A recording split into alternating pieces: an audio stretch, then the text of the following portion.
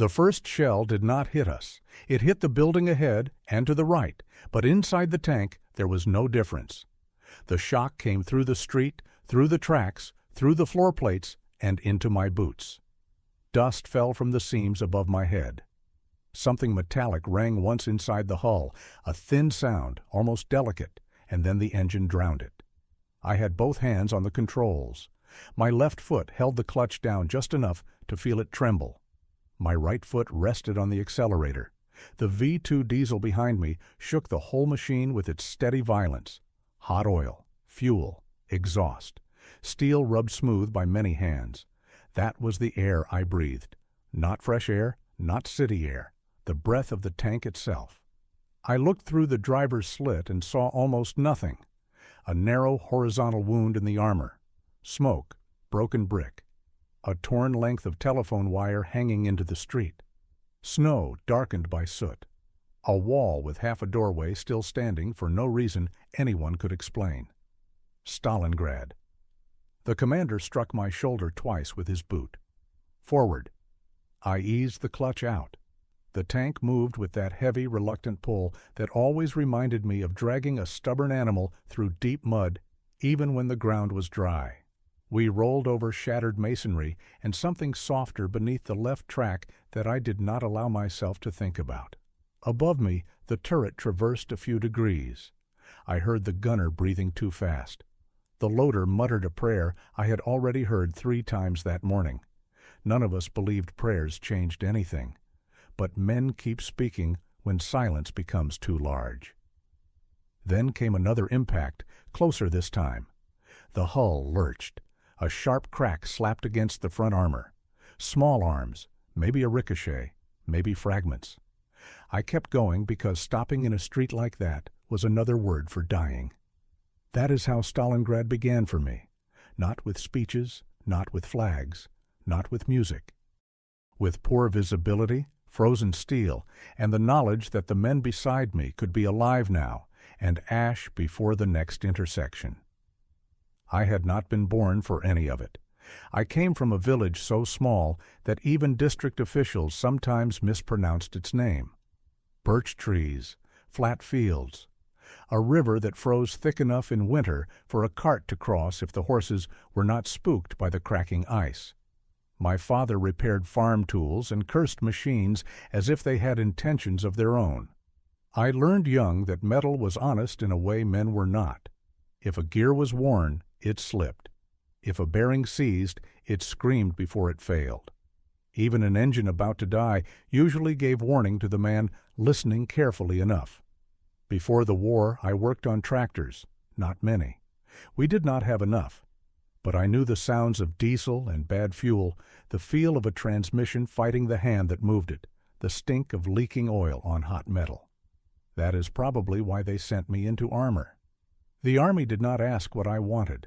It did not ask whether I feared enclosed spaces, whether I could kill, whether I understood that a tank was not only a weapon, but also a coffin that moved on tracks. It only needed drivers. Training was brief in the way everything became brief after 1941. Days blurred into each other. We learned fast because slow men were of no use. They taught us the controls of the T-34, the sequence for starting the V2 engine, the weight of prime fuel lines, the stubbornness of the gearbox, the angle of the frontal armor, the advantages of wide tracks over mud and snow, the firing ranges of the 76mm gun, the names of parts we would soon curse by instinct. We learned to shift with force and timing because the transmission did not forgive hesitation. We learned to drive by signal because the noise inside the tank made conversation uncertain and panic inevitable. 2 taps. Forward. 1. Stop. 3. Reverse. A hand on the shoulder. Turn. A kick against the hull. Faster. They told us the T-34 was the best tank in the world. In some ways, perhaps it was. The armor was sloped well. The diesel engine was less likely than a gasoline engine to turn us into instant fire. The wide tracks helped in mud, where lighter vehicles bogged down and died uselessly. In open country, with room to maneuver, a good crew, and a commander who still had his mind, the machine could be magnificent in the blunt, brutal way of a hammer striking iron. But the tank was not made of slogans. It was made of steel plates, welding seams, optics that fogged cramped space, hard controls, and human bodies that tired, sweated, froze, panicked, and bled. The men who spoke of the T-34 as if it were invincible usually did not sit where I sat, with my knees bent too sharply, shoulders hunched, face close to a slit so narrow that the world outside became a moving strip of ruin. They did not know what it was to shift gears with both hands while shells landed nearby. They did not know how blind a driver became once the hatch had to stay shut under machine gun fire. They did not know that the commander in the early models carried too much of the battle in his own head, observing, identifying, commanding, often helping direct fire, until fatigue or one bullet turned the whole crew into men inside a sealed box with no eyes. I reached Stalingrad in the autumn of 1942. By then the city was already less a city than an argument between fire and stone. We came in by stages, halting, dispersing, regrouping, always under orders that arrived too late or too quickly. There were other tank units, infantry in torn greatcoats, sappers, trucks carrying ammunition, horses pulling guns through streets where horses had no business walking. Smoke lay over everything, not in clouds, but in layers, like dirty cloth hung across the sky. The Volga somewhere beyond it all, the factories, the grain elevator, the apartment blocks reduced to shell and ribs. Every name I had heard before arriving still existed on maps and in orders, but on the ground they no longer meant what they once had. A street was not a street if half of it had collapsed into a crater. A building was not a building if only a staircase remained standing in open air. What struck me first was the sound, not one sound, many. Distant artillery, closer mortars, rifle cracks, machine gun bursts, engines, shouted orders, collapsing masonry, the metallic ringing inside the hull whenever fragments glanced off armor.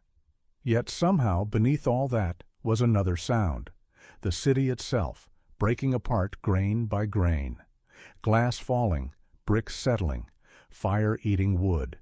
It was a patient destruction, as if the place intended to continue dying long after men stopped shooting at it. On our first night near the city, I slept under the tank because the ground beside it felt less honest. The steel above me radiated heat from the engine block and oil systems cooling after movement. The smell clung to everything, my gloves, collar, bread, even the inside of my mouth.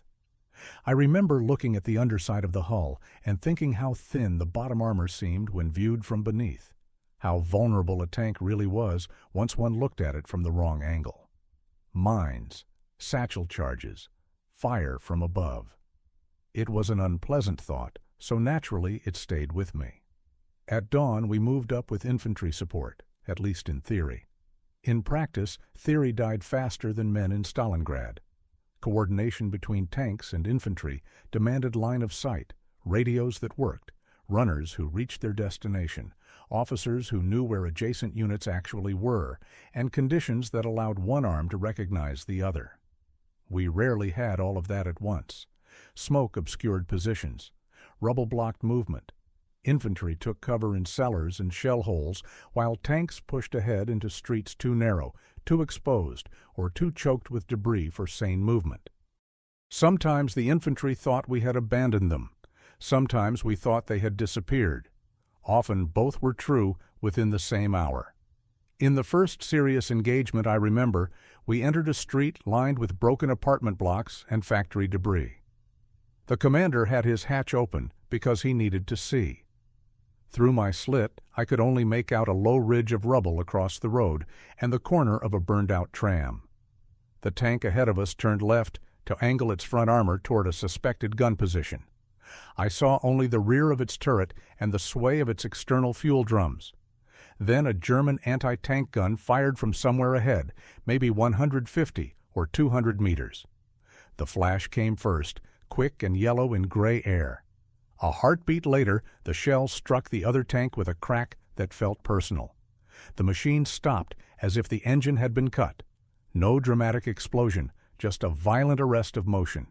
Then another hit, then smoke from somewhere low, near the suspension or engine compartment. A hatch opened. A man came halfway out and fell back in. That was all. We did not stop to help. We could not. The street was under fire, and the dead do not become less dead because you admire them. We pushed on. The commander tapped my shoulder to angle right. I obeyed. The turret traversed. Our gun fired. The blast inside the tank was not heard so much as felt, a pressure hammering the lungs and skull. Empty casing. Loader grunting. Another round. The gunner swearing because the target had vanished into dust. We moved over brick, twisted metal, human remains, splintered beams, all of it grinding beneath the tracks until the tank became part machine, part millstone. We lost 3 tanks in 11 minutes that morning. I know the number because somebody said it later, as if naming a figure made it comprehensible. 3, 11 minutes. I do not remember the faces of all their crews. That bothered me for a long time. It still does. There should be more weight to a death than a missing machine count in a report, but war rearranges the value of things. It makes steel easier to remember than skin. People who have never sat inside a T-34 in combat imagine power. They imagine the gun, the armor, the advance. They do not imagine the limitations. As a driver, my world was mostly immediate obstacles and guesses. The direct vision slit gave a narrow field. The periscopes could help, but dust, frost, grime, cracks, and the simple fact of being under fire reduced usefulness quickly. If the hatch stayed open, I could see more and perhaps live less. If it stayed closed, I could survive a few bullets and drive nearly blind into an anti-tank gun. The controls were heavy, and after hours of combat, they became heavier, not because the steel changed, but because the man did. Shoulders knotted, hands numbed. The clutch pedal fought back. Steering levers demanded force. Every gear change through that early transmission needed commitment.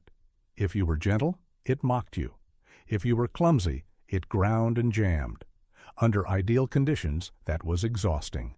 Under fire, it was an argument with death measured in fractions of a second. Heat was another enemy. Men speak of Russian winter as if cold was the only climate we knew. Inside a tank during movement, even in freezing weather, the engine transformed the crew compartment into a sweating metal lung. Oil fumes thickened the air. Condensation formed and froze in odd places. Clothing damp with sweat became a punishment once the engine stopped or a hatch opened. In summer or during prolonged combat, the interior air could feel used up, stale, almost chewable. Men grew lightheaded. Tempers shortened. Mistakes multiplied. The T-34 had strengths, but Stalingrad consumed strengths and weaknesses together. The city forced tanks into close terrain, and at close range, all the proud talk about armor became less comforting. German infantry learned our habits. They hid in basements, ruins, upper floors, shell holes, dead ground between walls. They let tanks pass and attacked from the rear or sides. They dropped grenades, used anti-tank rifles where they could, and worst of all, came close with incendiaries. A bottle full of fuel and a rag sounds primitive until it bursts against an engine deck and fire runs along vents, grills, seams, and the thin logic of machine design. Flames do not care what propaganda says. I saw one T-34 lost that way in a factory district. The machine ahead had halted to fire into a warehouse opening where enemy infantry were believed to be sheltering. That pause was enough.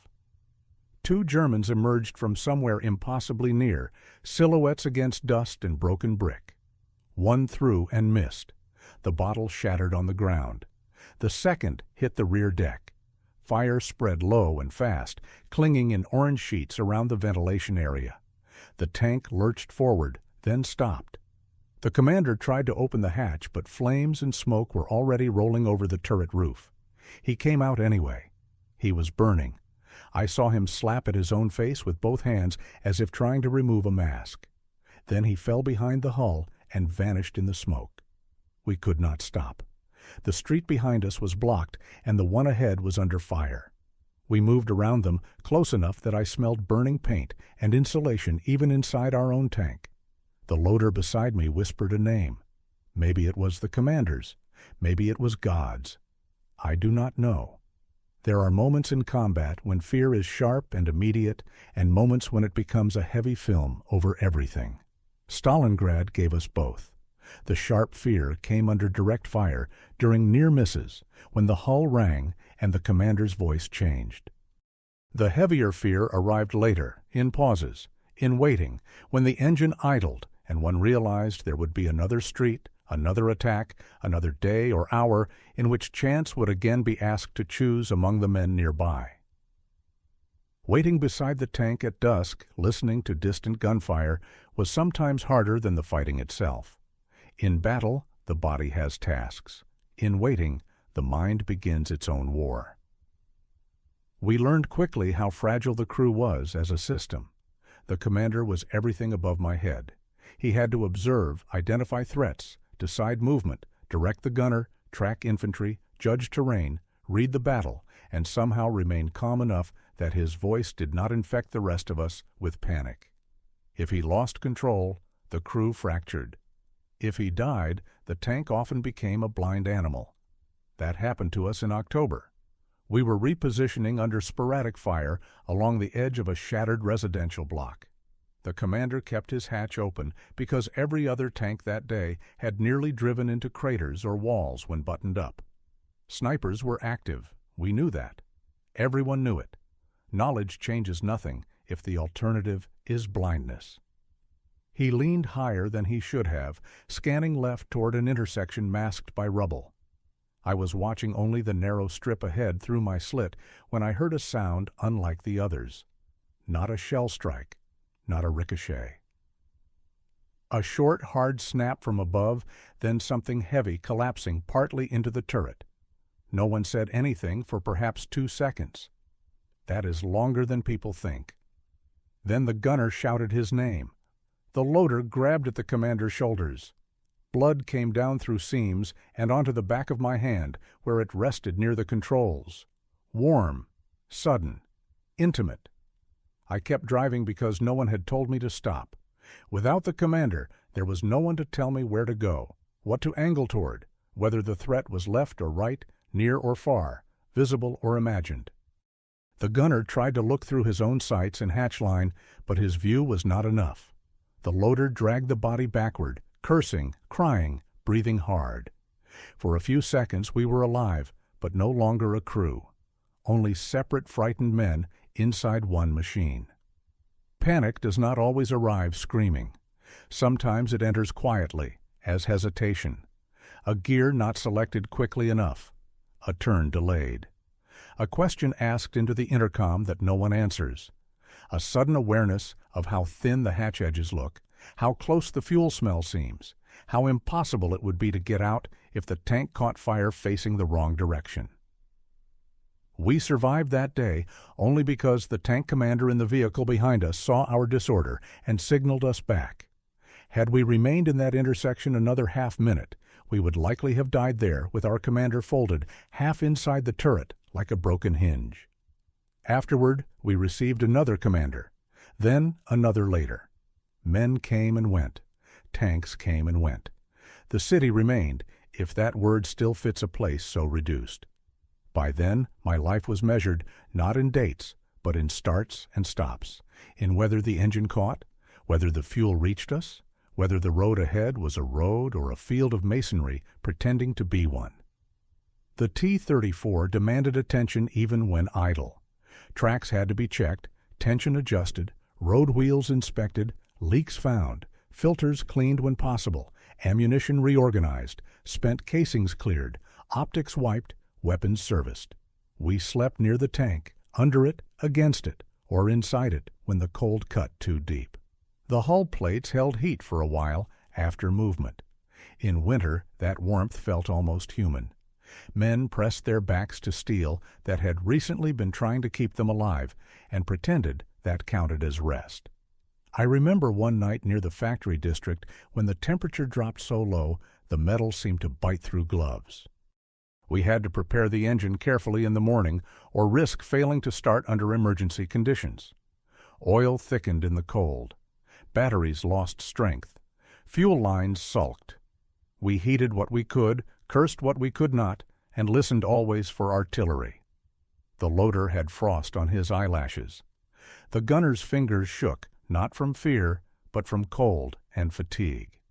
I crouched by the engine access and thought with dull resentment that the machine required more care than any man around it had been given in months. The city killed in many ways. Shells, bullets, collapse, cold, exhaustion, smoke, bad luck, bad timing, bad information. Men vanished in buildings. Tanks fell into shell craters hidden by rubble and had to be abandoned under fire. Fuel trucks failed to arrive. Ammunition arrived late or not at all. Sometimes the dead lay where they fell until the landscape itself changed enough to cover them. There was no room for clean grief, only accumulation. One afternoon, our unit was ordered to support infantry retaking a cluster of ruined buildings near rail lines. The approach looked manageable from the map and impossible from the ground. Walls had fallen across the route. Rails jutted from debris like hooks. Craters forced us into narrow channels where turning was difficult. I drove slow, then slower, with the commander urging speed and caution in the same breath. The contradiction angered me, though it was not his fault. A driver under fire hates all impossible orders equally. We reached a position from which the gun could engage upper floors and cellar openings. Infantry moved around us in bursts, using the tank as cover until enemy fire made that suicidal. Then they vanished into rubble while we remained visible. This happened often. A tank seems like protection until the enemy decides to concentrate on it. Then it becomes a magnet. Machine gun fire rattled on the hull. Someone struck the turret with what sounded like a hammer, probably a ricochet or fragment. The gun fired twice. Dust swallowed the target area, then a mine or shell crater collapsed under our right front track. The tank lurched nose down at an angle so steep my chest slammed the controls. The engine snarled. I tried reverse. Nothing. Again. Grinding. The commander shouted. The gunner yelled that we were exposed. I knew that without being told. We were fortunate the ground beneath the left track still held. I worked the controls carefully, then violently, rocking the tank as much as the transmission and track grip allowed. The whole hull shuddered. For one terrible second, the engine speed fell, and I thought it would stall. Then the tracks bit, through broken earth and brick, and we climbed backward out of the hole. That is another truth of armor combat people rarely understand. A tank is powerful until terrain decides otherwise. Then it becomes heavy, clumsy, and humiliatingly helpless. Later that same day, we lost contact with the infantry entirely. We had no clear picture of where friendly positions ended. The commander opened the hatch farther to search for signals. I remember his boots braced against the turret ring, one heel almost above my shoulder. Then an anti-tank round struck a wall so close beside us that the blast wave slapped smoke and fragments across the hull and through the open hatch. The loader screamed. Not from pain, though he was bleeding from the face, but from surprise. Surprise is underrated in war. It kills as much as hatred. The commander dropped back inside and slammed the hatch shut. For the next minute, I drove blind by his shouted instructions and memory of where the street had been. The periscope glass was partly crazed. Dust coated the slit. I could barely distinguish light from structure. The tank ahead of us had already vanished into smoke. I remember thinking that if there were civilians still alive under the ruins, this must be how monsters sounded to them. Steel tracks, grinding gears, engine roar, shells, collapsing walls, men inside the machine unable to see, and therefore terrifying beyond intention. We survived because the enemy missed or had other targets. That happened too. Survival often had very little to do with deserving it. As the weeks passed, fatigue became its own enemy. not the noble fatigue of posters and speeches, but the stupid, dangerous fatigue that makes a loader fumble a shell casing, a gunner misidentify a target, a commander forget to relay an order, a driver shift into the wrong gear under pressure. Sleep came in torn pieces. Food was irregular. Water tasted of metal or smoke. Men coughed black grime. Eyes reddened. Hands developed cuts that never fully healed because diesel, grease, cold, and dirty metal lived in them. There were mornings when I woke confused by the silence before realizing the engine was off and that silence was worse. If the tank did not move, we might be about to move. If we were about to move, someone nearby would die. I made my own mistakes. There is no honest account without that. Once, during a withdrawal from an exposed forward position, I misjudged a turn through debris and scraped the hull hard enough against a fallen beam and masonry pile that we lost seconds freeing ourselves. Seconds in Stalingrad were not units of time, they were opportunities offered to the enemy. The commander struck my helmet from above in rage. He was right to do it. Another time, under shelling, I nearly stalled the engine by releasing the clutch too fast while the tank was angled awkwardly over rubble. The machine bucked, lurched, then recovered. The gunner cursed me so completely and so creatively that for a moment I wanted to laugh. I did not. Not because humor was absent from war, but because laughter in those days seemed like disrespect towards someone already dead or about to be. The closest we came to being burned alive happened in late October. We had taken position behind the shell of a warehouse with the engine idling low. The commander wanted to conserve fuel while remaining ready to move. Smoke drifted in broken streaks across the yard ahead. There was little visibility, but also little cover if we had to advance. I remember wiping condensation from the vision slit with a filthy rag and noticing a small crack in one corner of the glass. It seemed absurdly delicate, that crack, amid all the surrounding brutality. Then the first bottle hit. Not us, the tank on our left. Flame blossomed across its rear deck. Men inside shouted. Our commander yelled for movement, but before I could engage fully, a second incendiary struck near our own engine grills. Not a full spread of fire, only burning liquid running along vents and armor seams, but the smell changed instantly. Sweet, sharp, terrifying. Fire inside your own air. The loader reached for the extinguisher while the commander shouted conflicting orders at everyone. The gunner traversed uselessly, looking for targets we could not clearly see. I put the tank into motion because motion felt like the only thing that still belonged to me. We lurched forward out of the position, flames licking low behind. The extinguisher discharged. White chemical cloud filled part of the compartment. I coughed until my chest hurt. The engine did not die. That mattered more than breathing cleanly. The commander opened and shut the hatch within seconds, driven back by bullets or heat or both. We moved another 20 meters, then 30. The smell lessened. Someone shouted that the fire was out. I did not believe him until several minutes later, when we finally halted under cover and the loader checked. After that, I dreamed of fire more than shells. Shells were sudden. Fire was intimate. Fire entered your lungs before it entered your skin.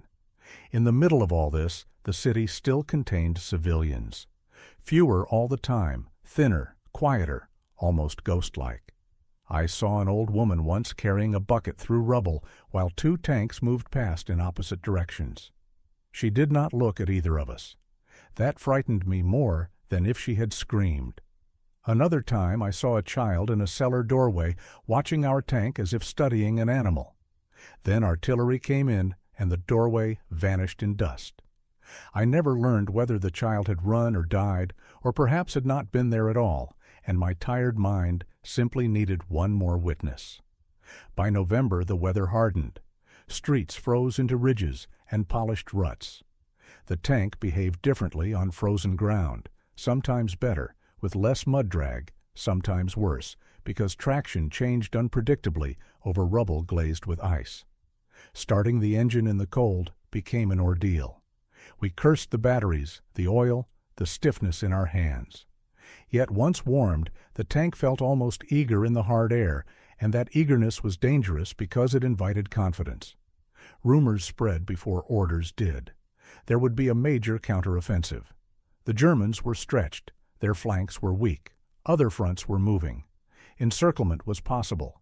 Men passed these things in low voices as though speaking too loudly might offend fate and cause it to reverse itself. When Operation Uranus began, I did not know its name at first. I only knew the pattern changed. We were no longer being asked merely to hold impossible ground or claw back one shattered building at a time. Orders came to move, exploit, push, support an advance that had weight behind it. Not the nervous local attacks we had known, but something broader, colder, more deliberate. From inside the driver's position, grand strategy did not feel grand. It felt like longer movement, new routes, more urgency, and a strange shift in the emotional weather of the battlefield. German fire remained dangerous, but there were moments, brief, almost unbelievable, when the enemy seemed the one uncertain, the one reacting rather than dictating the pace. We drove through villages and positions where equipment had been abandoned in haste. Trucks sat half buried in snow. Guns stood without crews. Dead horses froze in harness. Men in field gray lay in ditches with the same stillness I had seen in our own for months. This did not fill me with joy. It filled me with caution. A retreating enemy can still kill you as effectively as an advancing one, and sometimes more viciously. During those days I drove longer stretches than before across more open ground beyond the worst of the urban ruin. The wide tracks helped over churned earth and frozen surfaces. The engine, when healthy, pulled strongly. There were moments when the tank felt almost like the machine promised in training, a weapon of movement and force rather than a blind beast trapped in alleyways. But Stalingrad had taught me too much by then. I no longer mistook capability for safety. We advanced under overcast skies through a landscape of smoke, low winter light, and fields cut by gullies and villages burned to black frames. Artillery rolled ahead and behind us. The commander watched constantly for anti-tank positions. I watched the ground, the ruts, the shell holes, the angles of approach to embankments and village streets. Tanks do not simply go where they are pointed. They negotiate with terrain, and terrain in war has already been broken by men trying to kill each other. In one engagement during the offensive, we moved to support an attack against a defensive line outside a settlement. The ground was frozen enough to carry our weight, but old shell craters hid under fresh snow, and the route narrowed between drainage cuts. The commander urged speed to reduce exposure. I obeyed until the tank ahead suddenly slewed sideways, one track losing grip and biting into concealed ice beneath churned mud. He corrected. So did I, but more cautiously. That hesitation may have saved us, because a moment later an anti-tank gun fired where we would have been. The round passed across our front and struck the second vehicle in line. The crew escaped that one. 2 men out of 4. I remember the loader stumbling away, one arm hanging useless. He looked offended rather than wounded, as if he could not accept that his own body had failed in so ordinary a manner. The commander did not get clear before the ammunition began to cook off. We kept moving because immobility under aimed fire is suicide by procedure. That was the nature of the so-called turning point. Even when momentum shifted, death did not become less interested. It only redistributed itself. The offensive changed something inside the crews, though I struggle to name it cleanly. Not hope. Hope is too soft a word and too generous. It was more like the return of direction. For months Stalingrad had felt like being fed into a grinder, one ruined block at a time. During the counteroffensive, there were moments when forward movement connected to something larger than immediate survival. One could sense, not see, but sense, that the enemy's shape was distorting, that the pressure which had compressed everything into the city was now being applied elsewhere and by other hands. Yet even this carried its own fear. Advances stretch supply lines. Engines wear. Crews take risks because momentum becomes an intoxicant. Men start believing that because one disaster has befallen the enemy, another cannot befall them in the next minute. That is how war corrects arrogance. Our own tank nearly paid for that. We were ordered to redeploy quickly along a frozen route already chewed by traffic. The commander wanted speed. I wanted the gearbox not to tear itself apart. We argued in shouts and shoulder taps because the engine noise devoured half the words. I took a rough turn too fast, hit a ridge hidden under snow and debris, and the tank bounced hard enough to throw the loader against the hull. Shells clanged in their racks. The engine note changed for an instant, a sour, unhappy vibration. I eased off, listened, then pressed on because stopping in the open was worse than mechanical sympathy. A kilometer later, the temperature gauge was climbing. Debris had likely jammed part of the cooling system, or a line had taken damage earlier. We had to halt under cover and work fast in bitter cold with stiff fingers while artillery sounded somewhere to the west. That is the side of armored warfare no one paints large enough. Not only combat, but maintenance and exhaustion, repair under threat, a crew's intimate dependence on pipes, filters, seals, pumps, track pins, lubricants, radiators, and the skill to coax another hour from machinery already over-asked. By then we were all older than our years and still absurdly young.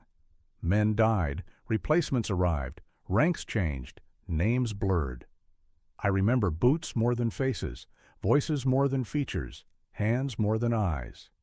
A commander's habit of drumming gloved fingers on the turret edge when thinking. A loader biting the inside of his cheek before battle until it bled. A gunner who sang 2 lines of the same song when nervous and never remembered the third. We continued through late November and beyond, into a world where the Germans were now being enclosed, rather than us being slowly ground down against the Volga. I heard the word encirclement spoken with disbelief. I heard other men speak Paulus's name as if naming the enemy commander made the suffering suddenly comprehensible. It did not. For those of us in tanks, history arrived not as clean arrows on maps, but as new orders, colder nights, longer routes, bodies in new uniforms, and the persistent question of whether the next rise in the ground concealed a gun. When the final collapse of the battle approached, there was no single moment at my level that felt like victory in the stories people prefer. No triumphant stillness, no perfect silence after the storm. There were only intervals in which shelling thinned, small arms receded, and the tank idled longer before receiving another movement order. Eventually, there came a day when we halted and remained halted long enough for disbelief to take the place of routine. I shut down the engine, and the sudden quiet felt obscene.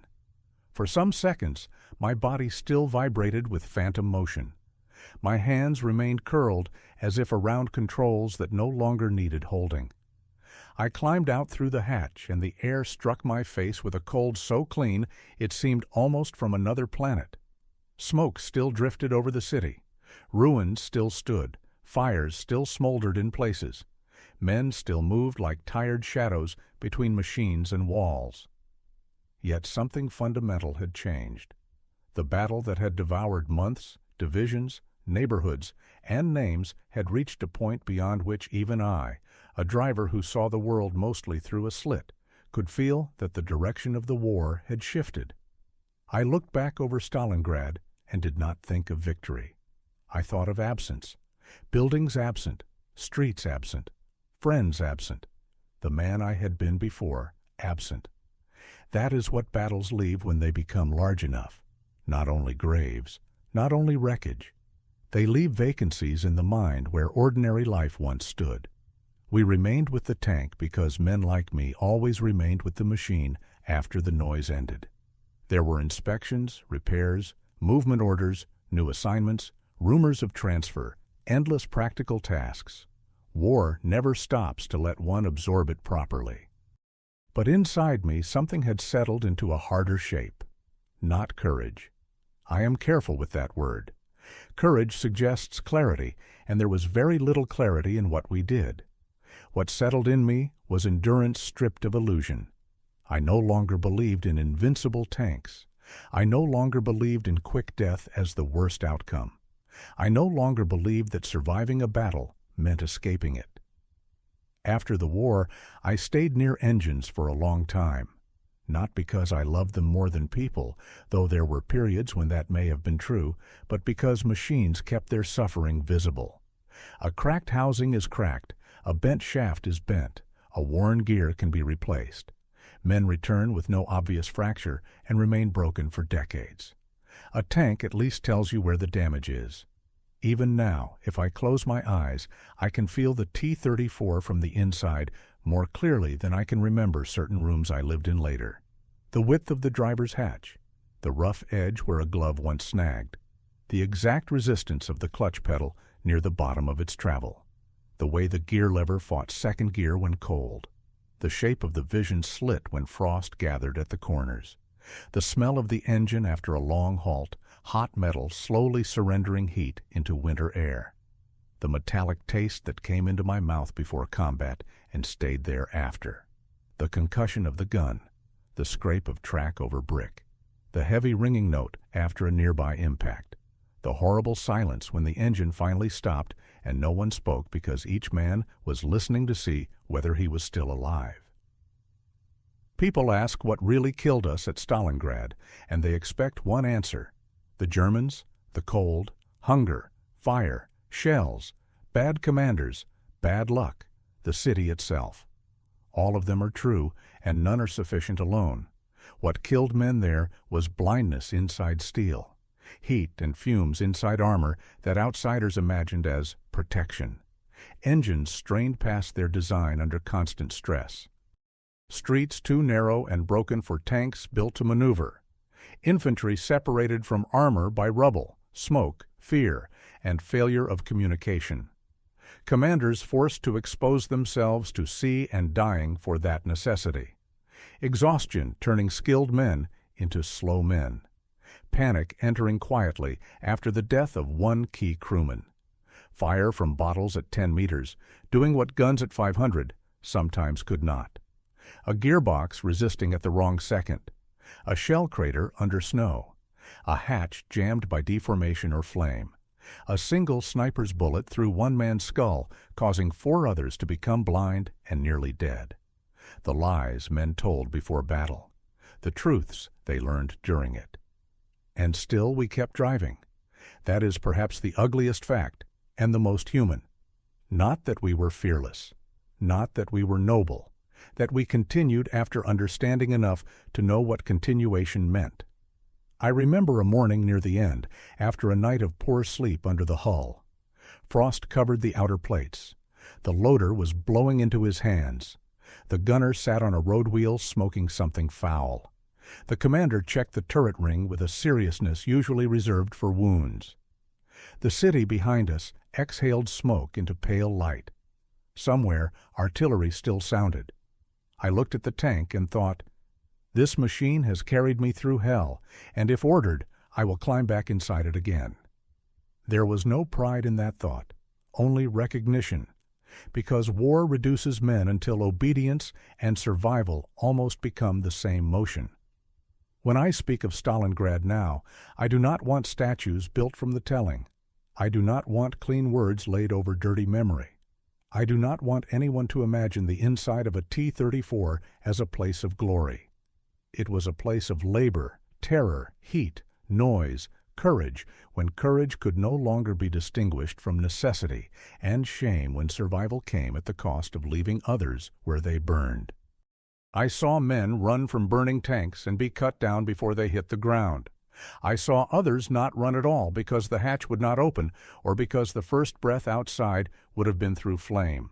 I saw infantry vanish under shelling so complete the rubble seemed to swallow them. I saw commanders age in hours. I saw young replacements look at the tank the way farm boys look at a bull they have been told is gentle, not yet understanding the size of what can crush them. And I saw the city endure in the most terrible sense of that word. Not untouched, not unbroken. Endure as a wound that refused to close while men fought inside it, room by room, floor by floor, wall by wall. If there is any lesson in what I remember, it is not about machines alone, though the machine mattered.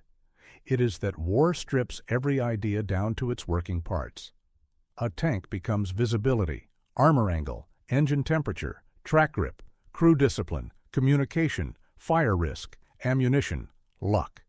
A city becomes cover, rubble, choke points, observation, shelter, graves. A man becomes breath, task, fatigue, fear, obedience, memory. Everything decorative burns off. What remained of me after Stalingrad was enough to continue. For a long time that seemed like the same thing as being whole. It was not. Years later, in peaceful rooms, certain sounds could still empty the air around me. An engine starting badly in winter, a truck backfiring near a wall, metal dropping on concrete behind my shoulder, the smell of burned oil in a workshop. My hands would remember before my mind did. They would tighten as though controls had returned beneath them. Sometimes in dreams I was back behind the slit, unable to see more than a gray strip ahead, knowing something waited there with fire or steel and still moving forward because the commander had tapped twice. Forward. That was the language of the tank, not victory, not honor, not history. Forward. And so I went forward through Stalingrad. Through streets where brick dust mixed with snow. Through factory districts where fire crawled over armor. Through mornings when the engine barely caught in the cold, and evenings when hot metal ticked softly as we counted who had not returned.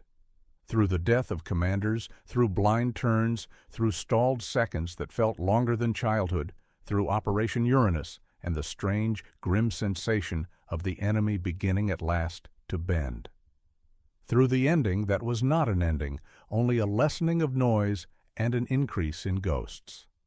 I survived. That sentence is true and inadequate. Others did not survive, and yet parts of them remained in every tank that kept moving. In habits, warnings, repaired damage, remembered mistakes, names spoken once under the breath, gestures copied from dead commanders, superstitions borrowed from burned crews, in the force with which a driver shifted gear because another driver had once died losing that half-second. The dead stayed with us not as poetry, but as instruction. Do not open the hatch there. Do not pause in that street. Keep the engine alive in this cold. Angle the armor. Watch the upper floors. Stay close to infantry if infantry can still be found. If the commander dies, do not freeze. If fire reaches the rear deck, move first and think after. If the gear resists, force it properly, not blindly. If you can still move, move. That was the wisdom Stalingrad gave. Practical, cruel, usually learned too late. I have been asked whether the battle changed the war. Men with books can answer that better than I can. They can speak of armies, fronts, casualties, encirclement, strategy, production, momentum, the long retreat that began in the east. They are not wrong. But from where I sat, low in the hull of a T-34, the battle changed the war by proving that even the greatest machine, even the greatest city, even the greatest army can be broken down to endurance and attrition until only the will to continue remains. And sometimes that is enough. Sometimes it is barely enough. At Stalingrad, barely enough was what history had to work with. If you want to understand that battle, do not begin with arrows on maps. Begin inside the tank. Begin with the narrow slit. Begin with the driver's knees cramped against steel, one hand slick with oil, the other fighting a stubborn gear lever. Begin with the commander exposing himself because blindness is worse than bullets until the bullet comes. Begin with the smell of diesel and hot metal and wet wool. Begin with the sound of a shell striking another tank close enough that you feel it as if your own ribs have been hit. Begin with a city in ruins so complete that direction itself becomes uncertain.